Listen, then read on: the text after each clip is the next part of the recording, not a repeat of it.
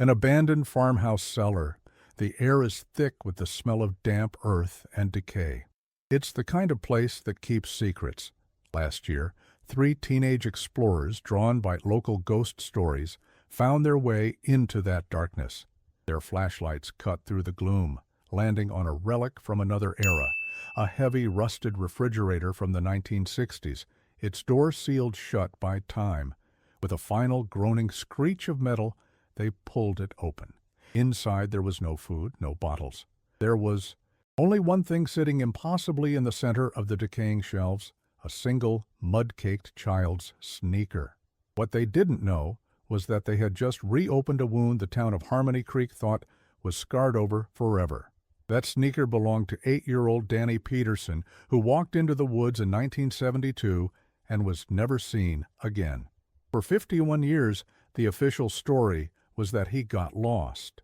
But this discovery, in this impossible place, would finally prove the official story was a lie, and that the evil that took Danny wasn't in the woods, but was living right next door.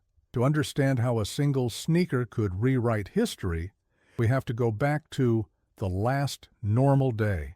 The date is October 14th, 1972. In Harmony Creek, Oregon, the air smells of wood smoke and damp leaves, and the trees are a riot of gold and crimson. In the backyard of a modest blue house, 8-year-old Danny Peterson was on a mission. He was a small boy with a universe of curiosity in his eyes, clutching a tiny, perfect bird's nest in his hands. He ran toward his 15-year-old sister, Clara, needing to share his discovery. Clara sat on the back porch, the telephone cord coiled around her fingers. For her, the universe was contained in that phone call, a conversation about a boy and a school dance that felt like the most important thing in the world. She waved a dismissive hand over her shoulder at her brother, her back turned to him. His face fell for a moment in disappointment. He looked at the nest, then at the dark, inviting line of the Oregon woods that bordered their property. He could find something even cooler there, something she couldn't ignore. He turned and ran toward the trees, a small figure in a red t-shirt disappearing into the shadows of the tall pines. The phone call stretched on, 15 minutes, 20, 30. When it finally ended, Clara stepped out onto the porch, a smile on her face. And that is when she felt it, a heavy, empty silence. The usual sounds of her brother's play were gone. The sun had dipped lower, and the shadows from the trees were long and black. A chill that had nothing to do with the autumn air prickled her arms. She called his name, her voice a little too loud in the stillness. The silence was her only answer. Her mother, Sarah, came out of the house, wiping her hands on an apron. She also called for Danny, her voice laced with the first hint of maternal concern. Together they stood listening, waiting for the sound of cracking, twigs that never came. The cold, coiling knot of dread began to form in Clara's stomach. She ran off the porch, scanning the yard, the bushes, her calls growing more frantic. He was nowhere. She ran to the edge of the woods, peering into the growing darkness. An hour later, the sky was a deep, bruised purple. Their father, Frank, arrived home from the lumber mill. He found his wife and daughter in the yard, their faces pale with panic. After hearing the fractured story, he tried to be the voice of reason, suggesting the boy was merely hiding, playing a game. But his own eyes betrayed his fear. He grabbed a heavy flashlight from the garage. Together the three of them walked the perimeter of the tree line, their flashlight beams cutting weak, trembling paths into the immense darkness. Their shouts became desperate prayers sent into the void. And then Frank's light stopped. It fixed on a spot on the ground, right where the manicured lawn gave way to the wild forest floor. He slowly knelt. There on the ground, covered in pine needles, was a single kid sneaker. Danny's sneaker. It looked small, abandoned, and terribly final. Frank picked it up, his big calloused hand dwarfing the object. He turned to look at his daughter, his face a mask of questions and a dawning horror. But Clara wasn't looking at him. She was staring at the empty space on the ground where the sneaker used to be. The fracture was complete. In that instant, she wasn't a teenager worried about a dance anymore. She was the girl who had told her brother to go play, and her world, as she knew it, had just ended. The discovery of that lone sneaker marked the end of the search for a boy and the beginning of the haunting of a family. In the days that followed, Harmony Creek saw the largest mobilization in its history. Hundreds of volunteers, officers from neighboring counties, and teams with search dogs combed every inch of the forest.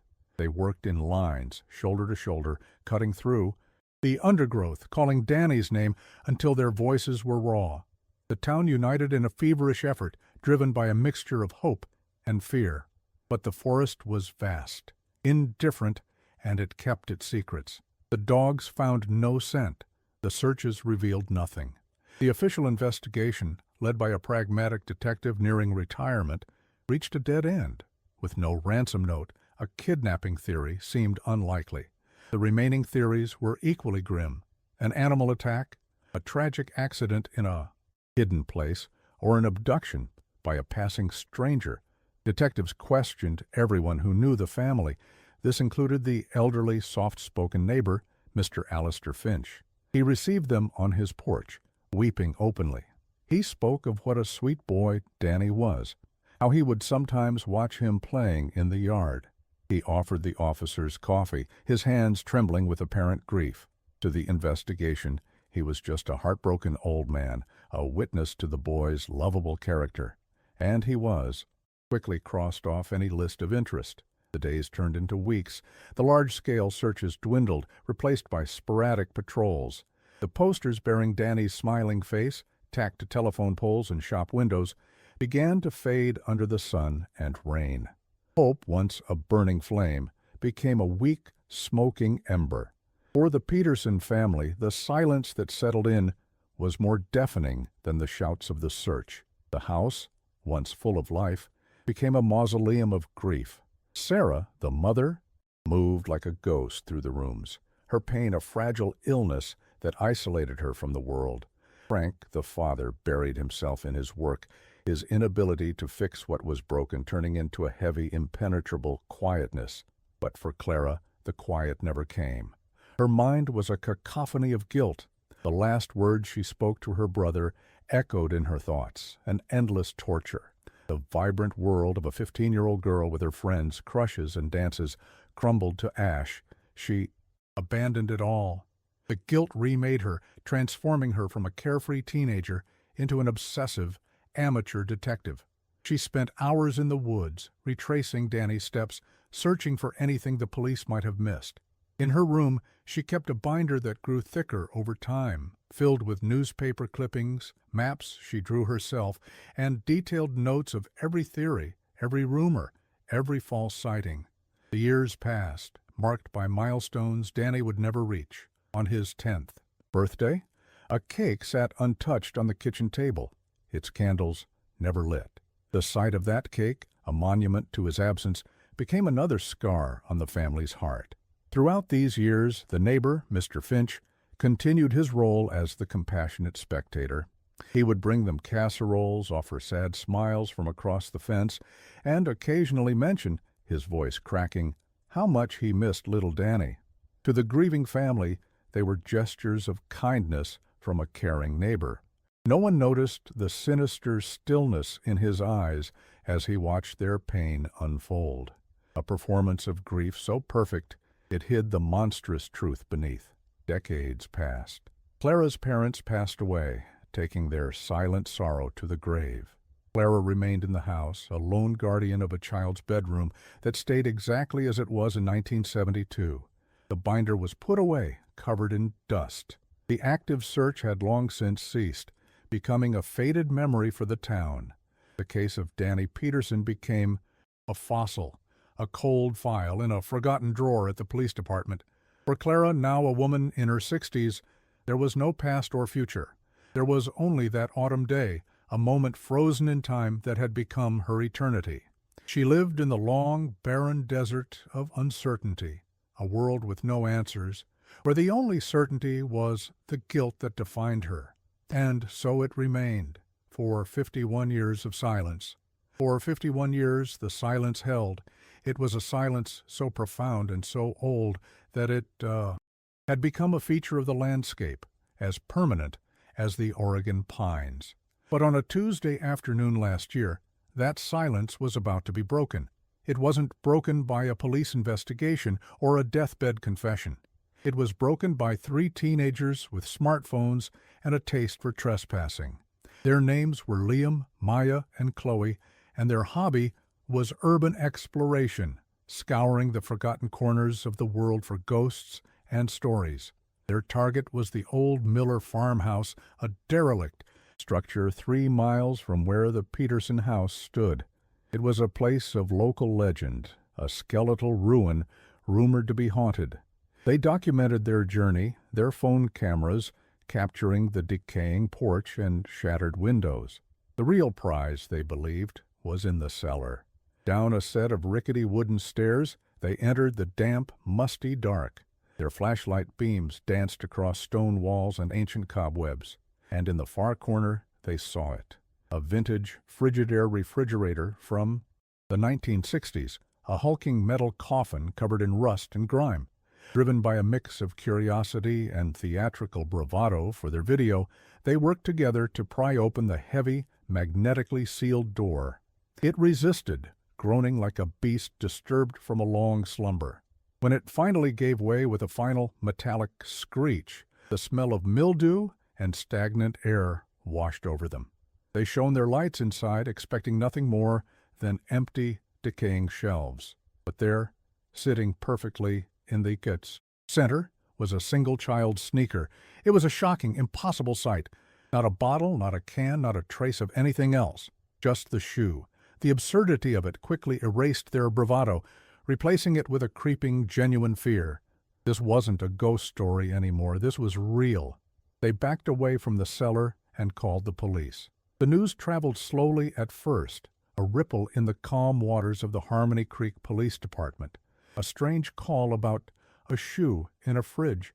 But one of the responding officers was a man in his late 50s who had grown up with the legend of Danny Peterson. He knew the location of the farmhouse, and he knew what a lost child from that era would have worn on his feet. The ripple became a wave. Later that afternoon, a police cruiser pulled up to the old blue house where Clara Peterson still lived. The knock on her door was a foreign sound. For decades, her life had been a static routine, a quiet orbit around a black hole of grief. When she saw the uniformed officer on her porch, her first thought was of a car accident, a burst pipe, some mundane catastrophe of old age. But the officer's careful, hesitant words were not about the present. They were about the past. He spoke of a discovery at the old Miller farm. He spoke of an item, a child's sneaker, that they believed might be connected to her brother's case. For Clara, the words didn't register as hope. Hope was an emotion she had buried decades ago. What she felt was a violent lurch in her soul, a seismic shock that threatened to shatter the fragile peace she had built over the years of silence. It was the terror of an old wound being torn open.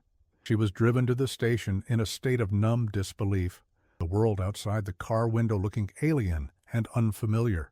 At the station, in a quiet, sterile room, the sneaker was presented to her. It sat on a metal table inside a clear evidence bag. It was undeniably Danny's. She recognized the worn canvas and the frayed laces. Seeing it again was like seeing a ghost, but it was the next step that truly changed everything. A detective, a young, determined woman with kind eyes, explained that something else had been found. Carefully, using a pair of tweezers, she reached inside the mouth of the sneaker and pulled out a small wooden object. It was a bird no bigger than her thumb, carved from a light-colored wood. It was crudely made, yet detailed, with tiny wings and a pointed beak. Clara stared at it, and the air in the room grew thin. This, she knew with absolute certainty, was not Danny's. Her brother had no such toy. He was a boy of rocks and bugs and found feathers, not intricate carvings. The bird was an intruder, a foreign object placed inside her brother's shoe by another hand. It was a clue that made no sense. It was the first new question in 51 years. A disquieting, half-formed memory flickered at the edges of her mind, a vague image of a knife and a piece of wood, but it was gone before she could grasp it. All she knew was that this tiny wooden bird held a story, and it was not a story she had ever known. The discovery of that bird, in such an unlikely place, left investigators with more questions than answers. It's incredible how a single item, hidden for decades, can rewrite history. The discovery of the wooden bird changed the nature of the case entirely. It was no longer a cold file about a missing boy, presumed lost to the wilderness. It was now an active investigation centered on a tangible, personal object that suggested a perpetrator with a direct, if unknown, connection to Danny. The case was officially reopened and handed to a new generation of law enforcement. It landed on the desk of Detective Isabella Rossi, a sharp, methodical investigator in her late 30s with a reputation for solving cold cases the old guard had long since abandoned. Rossi didn't see a 51-year-old ghost story. She saw a homicide scene with a timeline that was simply longer than most. Her first step was to establish a fresh relationship with the case's only living witness, Clara Peterson. After decades of being met with pitying looks and weary sighs from police, Clara was initially skeptical. She had been disappointed too many times to allow herself to feel hope. But Detective Rossi was different. She didn't focus on the old theories. She didn't talk about runaways or accidents. She focused entirely on the bird. Her interactions with Clara were not filled with sympathy, but with purpose. This clinical, focused approach earned Clara's cautious trust. For the first time, she felt seen not as a grieving sister, but as a source of information, a key to a puzzle. The initial forensic analysis of the sneaker yielded little. Scientists confirmed it was the correct make and model for the era, but 51 years had erased any useful trace evidence. The real investigation began and ended with the bird. Rossi's team examined it under microscopes. They identified the wood as basswood, soft and commonly used by hobbyist whittlers. The carving style was unique in its amateurishness. The knife strokes were hesitant in some places, aggressive in others. It was clear this was not a mass-produced toy, but a one-of-a-kind, handmade object. With the forensics providing context but no answers, Rossi knew the solution lay buried in human memory. She met with Clara again, this time placing a high-resolution photograph of the small wooden bird on the table between them. Rossi's questions were pointed. She didn't ask if Clara recognized the bird itself, but if she recognized the craftsmanship. She prompted Clara to think back, to push past the trauma and search the mundane details of her neighborhood in 1972. Who worked with their hands? Who was a carver, a whittler?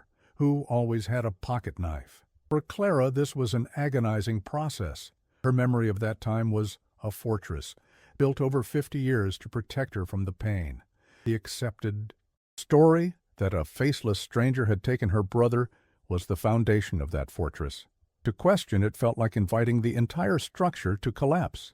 The vague, foggy image of a knife and wood flickered again in her mind, stronger this time, and she tried to push it away. She thought of Mr. Finch, the kind, elderly neighbor who had mourned with them. The idea was unthinkable, a betrayal of the narrative she had relied on for survival. Her mind recoiled from the thought, but Rossi was patient. She gently guided Clara, asking her to describe her street, her neighbors, the view from her porch. And as Clara spoke, describing the familiar sights of her childhood, the memory broke through the wall of denial with the force of a tidal wave. It was sudden and sickeningly clear. She was 15 again, sitting on her porch steps, doing homework. Across the lawn, on his own porch, sat Mr. Finch. He was almost always there, a fixture of the neighborhood, and in his hands he held a small block of wood and a whittling knife, its blade glinting in the sun. She watched as he methodically shaved slivers of wood away, his movements calm and precise. He was always carving something, usually small animals. The memory sharpened further, delivering a second, more devastating blow. She remembered a specific afternoon weeks before Danny disappeared. Mr. Finch had called Danny over to his fence, offering him one of the little wooden figures he had just finished. It was a bird, just like the one in the photograph. Danny, a shy boy by nature and wary of the neighbor's intense focus, had politely refused it and run back to the safety of his own yard. Clara had witnessed the entire exchange. She had seen the flicker of dark disappointment in Mr. Finch's eyes before he masked it with a gentle smile. She had forgotten it. For 51 years, her mind, in a desperate act of self-preservation, had buried a memory it couldn't reconcile with the image of the kind, grieving man. The revelation struck her not with a shout, but with a horrifying internal silence. The blood drained from her face. The foundation of her fortress crumbled to dust, leaving her exposed and shaking in the ruins. The monster who took her brother was not a faceless stranger. He had a name. He had a face. And he had watched her grieve from his porch for 3 decades. The long desert of uncertainty had ended, only to be replaced by a terrifying new landscape of betrayal. Clara's recovered memory was the key that unlocked a 51-year-old door.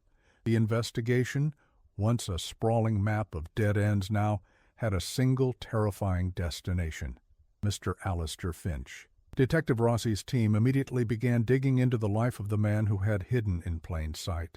They found him easily. At 90 years old, Alistair Finch was a resident of the Quiet Pines Senior Living Facility, a sterile, peaceful environment on the other side of the county. To the staff and residents there, he was a gentle, harmless old man, prone to confusion, but always ready with a placid smile. He was a ghost long before he died. Detective Rossi and her partner drove to the nursing home. They found Finch sitting in a sunlit common room, a plaid blanket over his frail legs. When Rossi began to question him about his time in Harmony Creek, his eyes took on a cloudy, distant look. He claimed to remember little of those years. His memory, he explained with a feeble wave of his hand, was like a leaky bucket. Rossi then produced the high-resolution photograph of the wooden bird. For a brief, almost imperceptible moment, Finch's eyes sharpened with a flash of recognition, a glint of the intelligent, calculating man he once was. But the mask of senility fell back into place instantly. He squinted at the photo, claiming his eyesight was failing, that it was just a smudge. He denied ever being a whittler, shaking his head slowly, his performance of a confused old man flawless and infuriating. The detectives, left with nothing but the sour taste of a well-told lie. The investigation hit a wall. Finch was protected by his age and his seemingly impenetrable dementia. Rossi's team spent weeks chasing down old, phantom leads from the original 1972 file, including a long-debunked story from a witness who claimed to have seen a suspicious car on the day Danny vanished. They tracked down the witness, now an old man himself, who finally admitted under Rossi's pointed questioning that he had invented the story back then to get attention. The frustrating exercise served only to highlight how much the investigation had been derailed from the very beginning. Rossi knew that memory, whether real or feigned, was not enough. She needed physical evidence, something that would tether Alistair Finch to the wooden bird beyond any doubt. Her focus shifted to the one place Finch's history was still physically present: his former home in Harmony Creek. The house had been sold decades ago, but Rossi tracked down the current owners, a young family who knew nothing of the property's dark past. She obtained a warrant to search the grounds, specifically a dilapidated workshop in the backyard that the new owners used for storage. The workshop was a time capsule of neglect, filled with old lawn equipment, rusted paint cans, and thick layers of dust.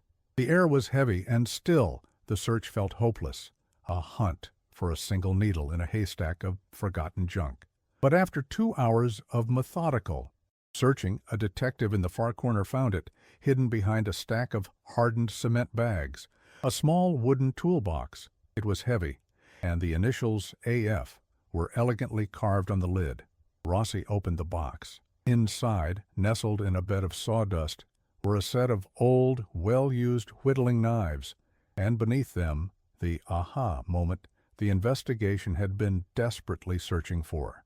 At the bottom of the box lay a small collection of half-finished or discarded carvings.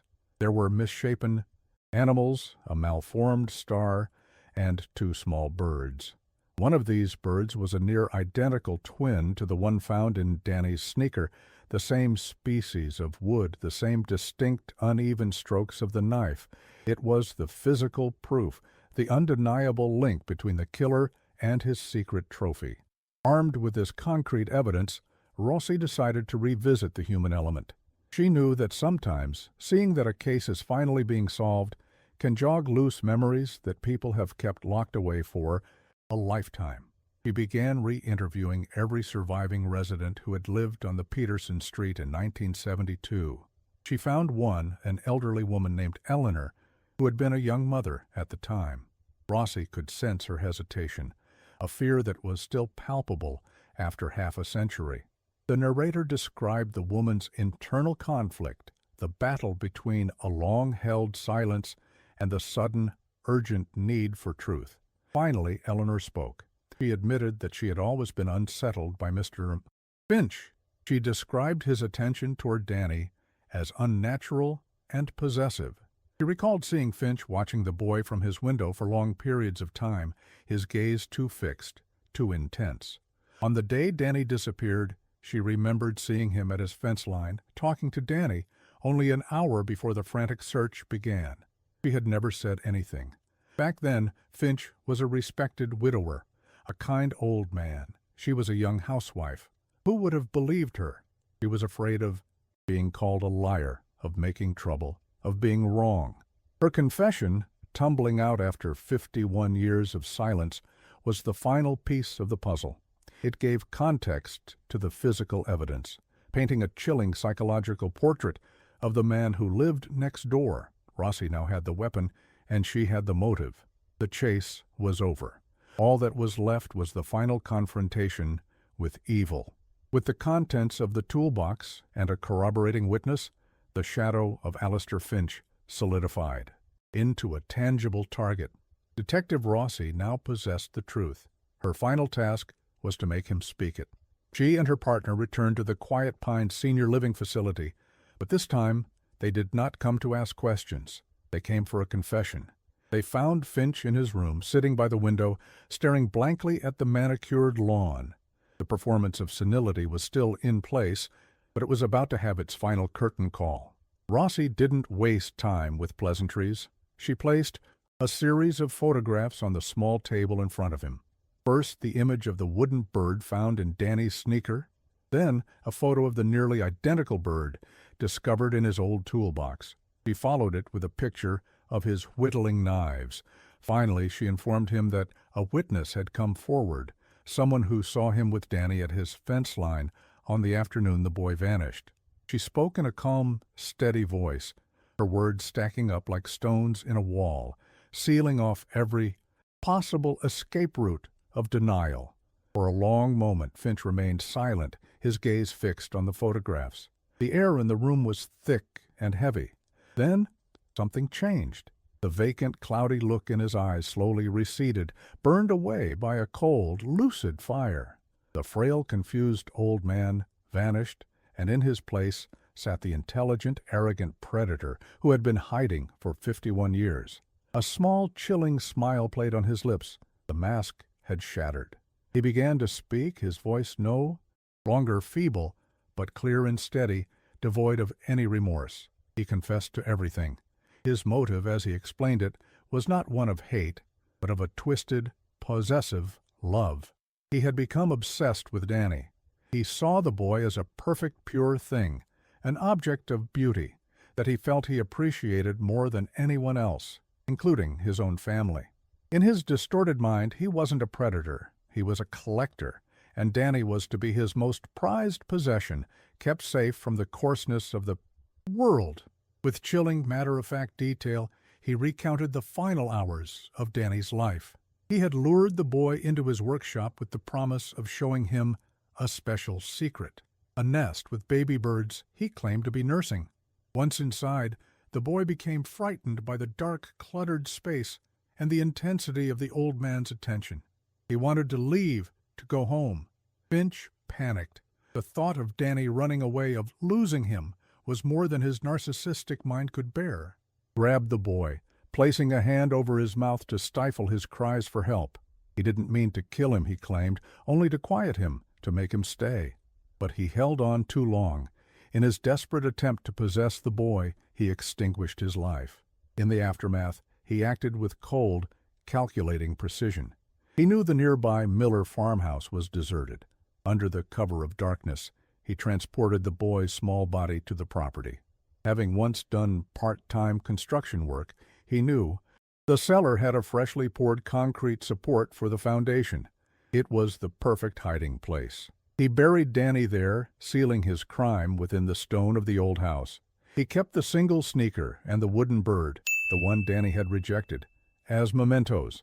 He tucked the bird inside the shoe and placed it in the abandoned refrigerator, a bizarre symbolic act of preserving his secret trophy in a cold, forgotten place.